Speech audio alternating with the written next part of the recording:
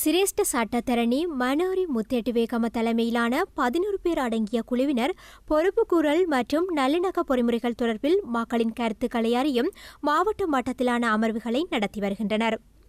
இதற்கமைய இந்த செயலணியின் பிராந்திய குழுக்கள் முல்லைத்தீவு மாவட்டத்தில் கடந்த 8 நாட்களாக அமர்வுகளை நடத்தியது.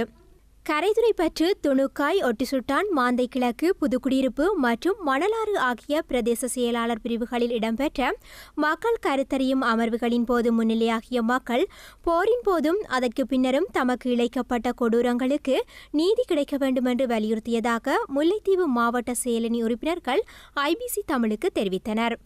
இழப்பீடுகள் பற்றி அவர்களுக்கு எவ்வித ஒரு சிந்தனையுமே இல்லாத ஒரு மனநிலையை நாங்கள் பார்க்கக்கூடிய மாதிரி இருந்தேன். அவருடைய முழு மனதிலும் இழப்பீடுகள் என்பதை விட தமது உறவுகள், அந்த உறவுகளை மீளப் பெறுவதுதான் தங்களுக்கான ஒரு பெறுதல் தான் ஒரு பெரிய இழப்பீடை பெறுவது போல அவர்கள் உணர்வுகள் இருந்தது.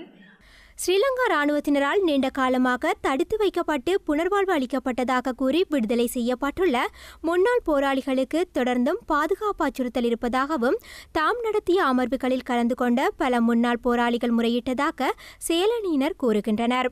முன்னாள் போராளிகள் பல பேர் தமது பெயர் விவரங்களை குறிப்பிடாது இப்படி அதால் தமக்கு அச்சுறுத்தல் இருப்பதாக கூறி கருத்து பகிர்வுகளை செய்திருந்தார்கள்.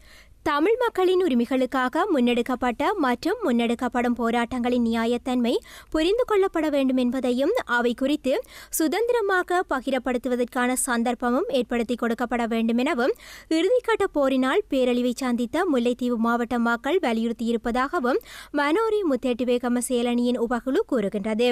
போராட்டங்களில் நியாயங்களை, தங்களது பிள்ளைகளின் போராட்டங்களில் நியாயங்களை கண்டறிதல்கள் போன்றவற்றை தாங்கள் பகிரக்கூடிய சூழல்கள், பாதுகாப்பு, இவற்றைத்தான் இதில் பரிகாரங்களாக எதிர்பார்க்கின்றனர். அவர்களுடைய கல்லறைகள் ஒரு வணக்க ஸ்தலங்களாக, அவர்களுடைய அழுகைகளை அந்த இடத்தில் போய் அழுவதற்காக ஒரு சுதந்திரமான ஒரு இடமாக, அவ்வாறான ஒரு நிலைமைகள் வருவதற்குத்தான் அவர்கள் அனைவரும் கோருகின்றனர். ஆகவே அந்த விடயங்கள் எங்களாலும் சிபார்சு செய்யக்கூடியதாகத்தான் செய்வதற்குத்தான் நாங்களும் நினைத்துள்ளோம். போருக்கு பின்னர் முல்லைத்தீவு மாவட்டத்தில் தொடரும் படையினருக்கானதும் சிங்கள குடியேற்றத்தை மேற்கொள்வதற்காகவும் காணி அபகரிக்கப்படுவது தொடர்பில் தமது அமர்வுகளில் மக்கள் முறையிட்டதாகவும் தெரிவிக்கின்றனர். இராணுவத்தினர் அத்துமீறி காணிகளை பிடித்து அங்கே இராணுவ முகாம்களையும் இராணுவ தளங்களை நிறுவியிருப்பது என்பது பலரது ஜீவனோபாயத்தை பாதிக்கும் ஒரு செயல்பாடாக அங்கே பதிவு செய்யப்பட்டிருந்தது. வடபகுதியில் அமர்வுகளை நடத்தி வரும் முத்தெட்டுவேகம செயலணியில் முன்னிலையாகிய மக்களை அச்சுறுத்தும் வகையில் படையினர் நடந்து கொள்வதாக தொடர்ச்சியான முறைப்பாடுகள் கிடைத்த வண்ணம் இருக்கின்றன. இந்த விடயம் குறித்து முல்லைத்தீவு மாவட்ட உபகுழுவின் பிரதிநிதிகளிடம் வினவிய போது இதுவரை அவ்வாறான அச்சுறுத்தல்கள் இல்லை என கூறிய அவர்கள், எனினும் எதிர்காலத்தில் என்ன நடக்கும் என்பதை உறுதியாக கூற முடியாது எனவும் தெரிவித்தனர்.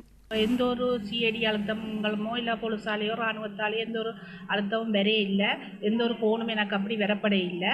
விடுத்தவர்கள் சொல்லவும் இல்லை. எங்களுக்கும் அதே நேரத்தில் எங்களை 4 பேருக்கும் இதுவரையும் எந்த ஒரு அச்சுறுத்தலும் நடக்க இல்லை.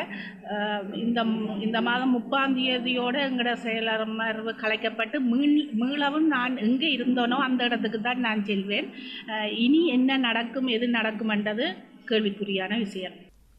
கடந்த ஜூலை மாதம் 26ஆம் தேதி முதல் நேற்றைய தினம் வரை முல்லைத்தீவில் பல இடங்களில் மக்களின் கருத்துக்களை அறிவதற்காக அமர்வுகளை நடத்திய தமக்கு போரின் போதும் அதற்கு பின்னரும் இடம்பெற்ற கொடூரங்கள் தொடர்பில் மக்கள் தெரிவித்த கருத்துக்களை கேட்ட தமக்கே ஆற்றுப்படுத்தல் தேவைப்படுவதாகவும் முல்லைத்தீவு மாவட்ட செயலணியின் உபகுழு தெரிவித்துள்ளது. கேட்கின்ற பொழுது எங்களது மனங்கள் எல்லாம் ஜீரணிக்க முடியாத ஒரு ஆற்றுப்படுத்த வேண்டிய ஒரு மனோநிலைக்கு, எங்களை இன்னொருவர் ஆற்றுப்படுத்தி வழி நடத்த வேண்டிய மனநிலைக்கு இட்டுச் செல்வதாக இருக்கின்றன.